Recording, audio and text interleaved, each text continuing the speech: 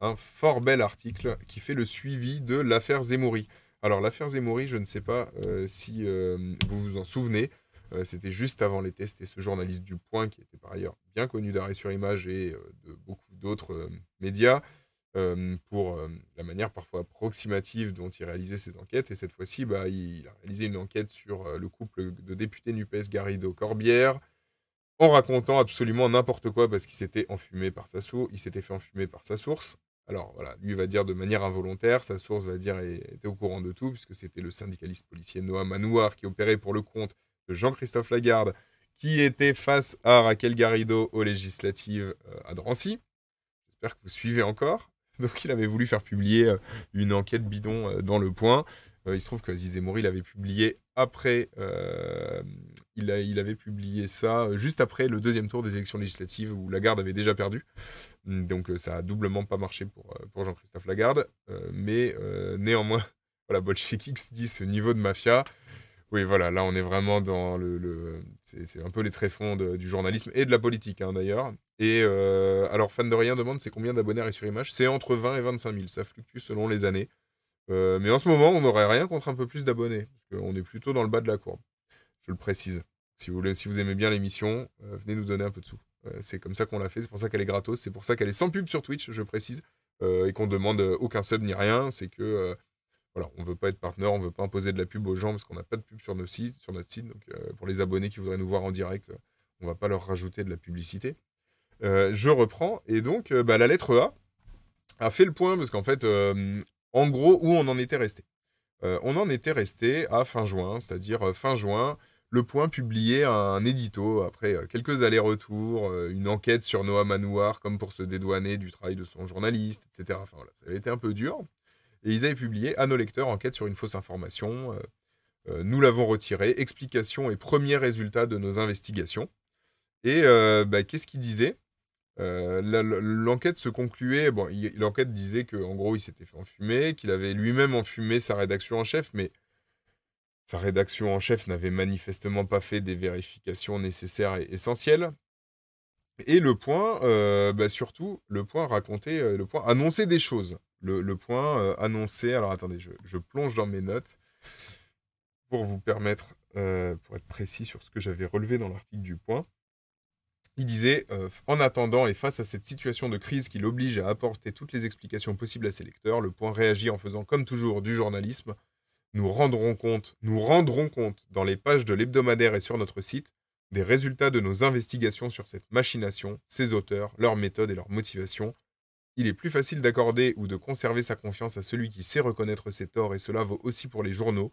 Quand on se trompe, on le reconnaît franchement.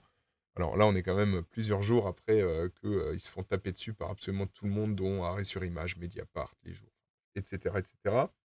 Euh, nous vous devons l'honnêteté qui commande d'admettre ses erreurs, nous vous devons aussi de poursuivre l'enquête.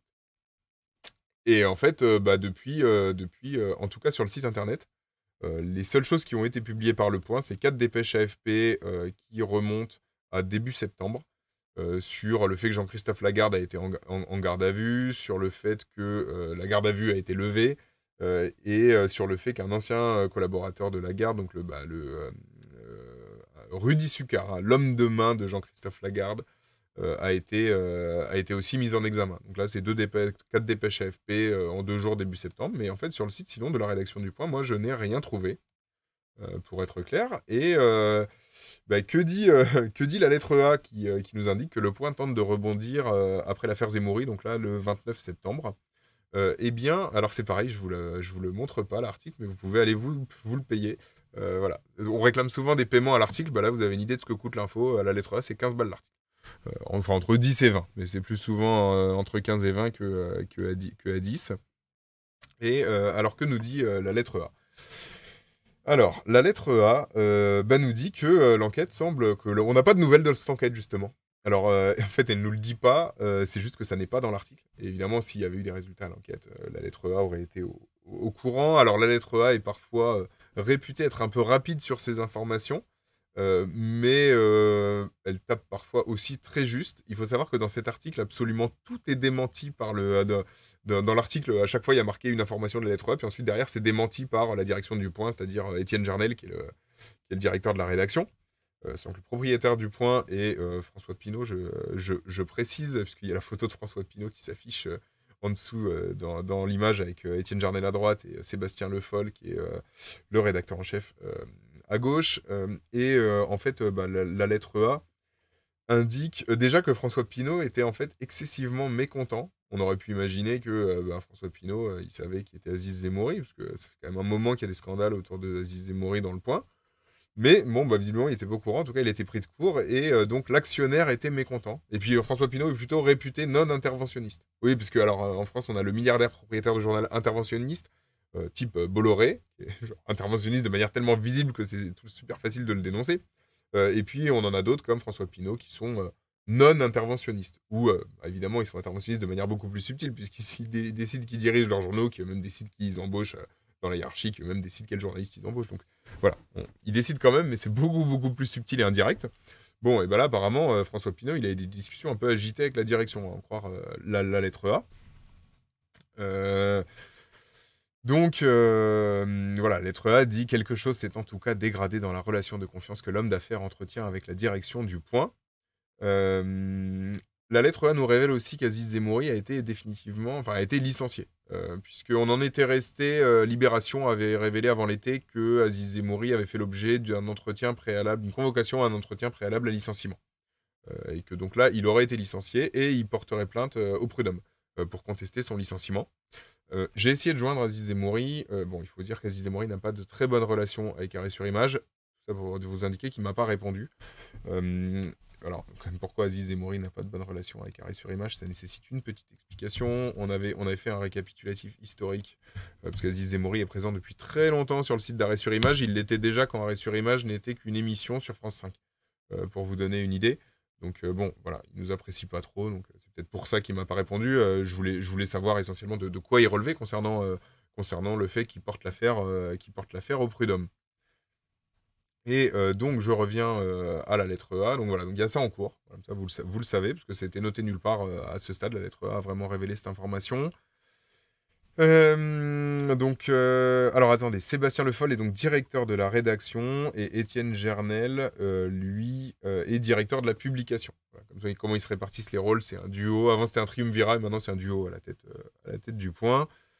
La lettre A dit que Sébastien Le Foll, qui aurait validé, qui a donné son feu vert à la publication,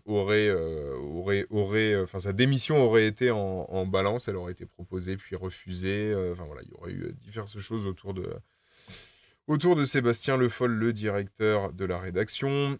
Apparemment, l'ancien directeur de la rédaction du JDD de Paris Match, Hervé Gattegno, serait en train d'essayer de se positionner. Voilà, là, on voit les grands loups de la presse parisienne qui essayent.